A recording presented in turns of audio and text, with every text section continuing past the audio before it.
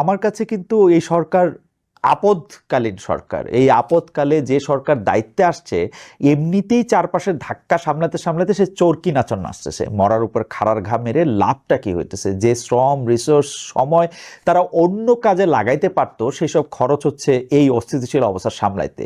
এতে শেষ পর্যন্ত হারতেছে বাংলাদেশ, জিততেছে কে ভাবছেন একবারও? মানে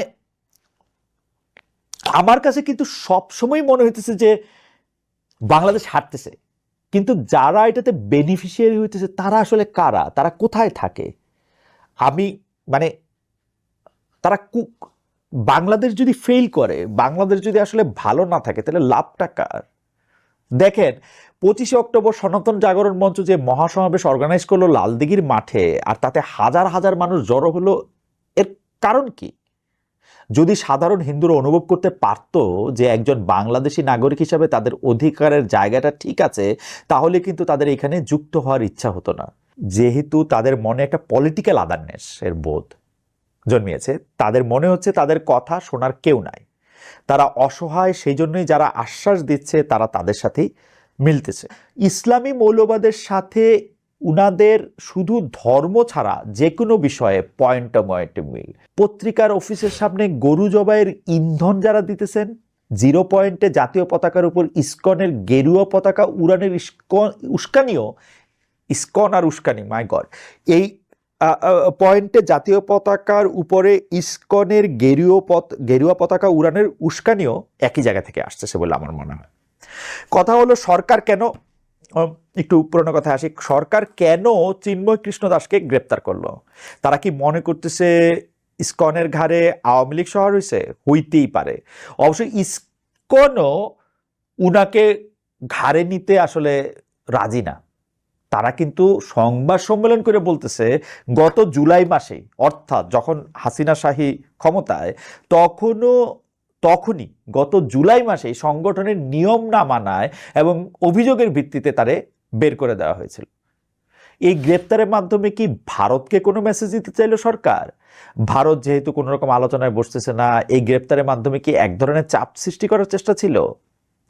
মার্জিয়া প্রভার একটা ফেসবুক স্ট্যাটাস দেখি, দিল্লি না ঢাকা, ঢাকা ঢাকা, এই স্লোগানে বিস্ফোরিত হচ্ছে দেশ। ভারতীয় আগ্রাসনের বিরুদ্ধে এই বারুদ বিস্ফোরণ হতোই, কিন্তু কাহিনী হচ্ছে ভারত রাষ্ট্রের আগ্রাসনকে প্রতিহত করতে এই রাষ্ট্র কি করতেছে? বর্তমান উপদেষ্টা সরকার এবং তার সমর্থিত অংশ সারাক্ষণই ভারতীয় সম্প্রসারণ বিরোধী প্রচারণা চালাচ্ছে। সেই প্রচারণায় এই সমর্থিত অংশদের পক্ষ থেকে হিন্দু ধর্মাবলম্বীদের গালাগাল দেওয়া হচ্ছে। আবার প্রশাসন কর্তৃক একজনকে পতাকার অবমাননা মামলার মতো অতি হাস্যকর মামলায় আটকে রাখা হয়েছে। সাম্প্রদায়িক দাঙ্গার উস্কানি দেওয়া হচ্ছে। কিন্তু সত্যিকার অর্থে এই উপদেষ্টা সরকার তার রেটরিক লিপ সার্ভিসের বাইরে গিয়ে ভারত রাষ্ট্রের আগ্রাসনের বিরুদ্ধে কি কি পদক্ষেপ নিয়েছেন? 1, ভারতের সাথে হাসিনা সরকারের গোপন চুক্তি প্রকাশ করা হয়েছে। 2, ভারতের স্বার্থে বানানো রামপাল বিদ্যুৎ কেন্দ্রের কাজ বন্ধ করেছে। 3, আন্তঃনদীর পানির ন্যায্য হিস্যার দাবি তুলেছে। 4, সীমান্তে হত্যা বন্ধে কোনো কঠোর অবস্থান নিয়েছে, ফেলানি সহ সীমান্তে শহীদ হওয়া মানুষের হত্যার বিচারের ব্যবস্থা করেছে। 5, ভারতের সাথে ব্যবসায়িক সম্পর্কে জনস্বার্থে নীতিগত কোনো অবস্থান নিয়েছে। যদি রাষ্ট্র নিজেই ভারতের আধিপত্যের বিরুদ্ধে নতজানু থাকে আর জনগণ দিল্লি না ঢাকা স্লোগানে সীমাবদ্ধ থাকে, তবে ভারতের আগ্রাসনের বিরুদ্ধে সংগ্রাম একখান বালখিল্যতা ছাড়া কিছু না, বলছিলেন মার্জিয়া প্রভা। আপনারা হিন্দু ধর্ম, তাদের সংগঠন ইসকন, এগুলির পিছনে সারাক্ষণ না লেগে থেকে বরং সমর্থিত গণ অভ্যুত্থান সরকারকে বলেন ভারতের আগ্রাসনের বিরুদ্ধে দৃশ্যমান কিছু পদক্ষেপ নিতে। তার কথার কোট শেষ। আমাদের কথা ফিরে আসি। সরকার তো নিশ্চয়ই জানতো চিন্ময় কৃষ্ণকে গ্রেফতারের ফলে বিভিন্ন রকম চাপ আসবে। কেন প্রতিরক্ষা ব্যবস্থা আরো জোরদার করা হলো না? কিভাবে একজন মানুষকে কুপিয়ে মারার মতো পরিস্থিতি তৈরি হয়? পুলিশ কি করতেছিল তখন? আর্মি কই ছিল? সংসদ সদস্যদের নিয়ে একটা জোক আছে এরকম, একটা লাইট বা বাল্ব বদলাইতে কয়জন এমপি লাগে? উত্তর হইল 2 জন। একজন বাল্ব বদলাবে, আরেকজন আবার নতুনটা সরায় আগেরটা লাগাবে। ইউনূস সরকার দায়িত্বে আসছে প্রায় 4 মাস। এর মধ্যে তারা কাগজের সংস্কার আর আগের প্রশ্নের সব অলংকারিক চিহ্ন নির্মূল করার বিষয়ে এত সময় নষ্ট না করে যদি বাংলাদেশের সমস্ত ধর্ম জাতির মানুষের অধিকার নিশ্চিত করার মন দিত, তাইলে এখনকার নাকানি চুবানিটা খাইতে হইতো না, অথবা হইতো আমরা তো জানি না, নাকানি চুবানি খাইতে নিশ্চয় আমরা ভালোবাসি, আমাদের নিশ্চয় ভালো লাগে। আমি হয় একবার নাকানি খাবো, আরেকবার চুবানি দিব, আরেকবার নাকানি চুবানি আমি খাবো, আরেকবার নাকানি চুবানি তুমি খাবা। সারাক্ষণ আমরা নাকানি চুবানির মধ্যেই থাকবো এবং সারাক্ষণ আমরা আমাদের সৃষ্টি করা সমস্যায় সমাধান করার নামে বিভিন্নভাবে পথ চলতে থাকবো। এটা আমাদের ভালো লাগে, তো আমরা এটা এনজয় করি, তাই না? আমরা ভালোই তো লাগে আমাদের। আরেকদিকে দেখেন, এখনো আমরা 80-র দশকের বাংলা সিনেমা থেকে বের হতে পারলাম না। মানে আমাদের মধ্যে বোধহয় বিবেচনাবোধ, সমঝদারির জায়গা তৈরি হইতে পারে না। মানে এটা তো একটা তৈরি করার জায়গা, তাই না? সবকিছুতেই ব্যাটাগিরি ফলাইতে হয় আমাদের। সেই যে নায়িকার বড়লোক বাপের সামনে গিয়া গরিব নায়ক কিছুক্ষণ লেকচার জারে, ঠিক সেই রকম কাণ্ড করছে হচ্ছে বুয়েটের পোলাপান। মানে কিরকম ঘিলু হইলে পরে একটা স্বাধীন দেশের পতাকার উপর পাড়া দিয়া যাওয়ার বুদ্ধি আসে। সেই যে নিউটন বলে গেছেন না, প্রত্যেক ক্রিয়ারই একটি সমান ও বিপরীত প্রতিক্রিয়া আছে। আমি যত জোরে মাটির উপর থাবর দিব, ঠিক একই জোরে তার প্রতিক্রিয়া হবে।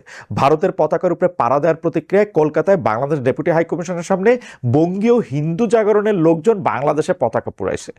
জালালউদ্দিন রুমির কয়েকটা লাইন আছে এরকম: raise your words not voice, it is rain that grows flowers not thunder. ফুল ফোটাতে হলে বৃষ্টির দরকার, বজ্রপাত না। এত দুঃখের মধ্যেও যখন দেখলাম আলিফের জানাজায় উপচায় পড়তেছে মানুষ, তার বাবা মানুষকে বলছেন শান্ত থাকতে, এই ঘটনা কেন্দ্র করে যাতে কোনো সাম্প্রদায়িক সন্ত্রাস না তৈরি হয় সেদিকে খেয়াল রাখতে বলছেন। সোশ্যাল মিডিয়াতে বহু মানুষ বহুভাবে বলেছেন ধৈর্য ধরতে, শান্ত থাকতে। তখনও মনে হয় এখনো আশা আছে। যে কোনো ঘটনায় আমাদের প্রতিক্রিয়ার উপরে নির্ভর করে পরের ধাপ কি হবে। আমরা যাতে ধৈর্য, সহমর্মিতা এবং ভালোবাসা নিয়ে পথ চলি, চিন্তা করি এতে লাভ কার হচ্ছে, ক্ষতি কার, যা দেখানো হচ্ছে তার আড়ালে কি চলছে, মুসলিম বনাম হিন্দু এর মধ্যে যাতে না পড়ি। আর আমরা একজন আরেকজনকে যতটা সম্ভব প্রোটেক্ট করা আমাদের কাজ। ভিন্ন মত, ভিন্ন বিশ্বাস নিয়ে পাশাপাশি থাকার মতো ম্যাচুরিটি নিশ্চয়ই আছে আমাদের। যে কোনো অপরাধ সম্পর্কে ইনভেস্টিগেশন এবং অপরাধের শাস্তির দায়িত্ব প্রশাসনের, তারা নিশ্চয়ই তাদের দায়িত্ব পালন করবেন। বর্ণালী সাহার একটা কথা এই শেষ দিকে এসে বলি। তিনি বলছেন মানুষের বিশ্বাসকে সম্মান করতে সংবেদনশীলতা লাগে এবং সবলের সংবেদনশীলতা তাকে আরও সবল করে, উল্টাটা না। যাই হোক, স্ক্রিপ্টের বাইরে গিয়া আপনাদের একটা গল্প বলি। আজকে এমনিও মনটা খুব বেশি ভালো না, যা কিছু হচ্ছে সেইটা আমি মানে আমার বলতেই ইচ্ছা করতেছে যে না, মানে ওই কবিতার লাইনগুলির মতো করে বললে তো ভালো, যে এই মৃত্যু উপত্যকা আমার দেশ না। অতটা খারাপ অবস্থা অবশ্য এখনো হয় নাই, আমি বিশ্বাসও করতে চাই না যে অতটা খারাপ অবস্থা হয়েছে বা হইতে যাচ্ছে। আমি শুধু আপনাদেরকে গল্পটা বলি।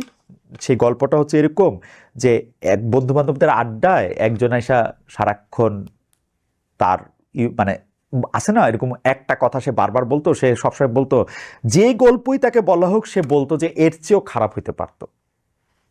তো যে কোনো গল্পই তাতে একটা রস মারা যায়। আপনি অনেক কষ্ট করে, অনেক কাহিনী করে একটা গল্প বললেন, অনেক ভয়ঙ্কর মনে হলো আপনার কাছে, হঠাৎ করে দেখা গেল যে ও বলতেছে এর চেয়েও খারাপ হইতে পারতো। তো একদিন ওই আড্ডায় একজন বন্ধু এসে গল্প বলল, জানিস কি হয়েছে?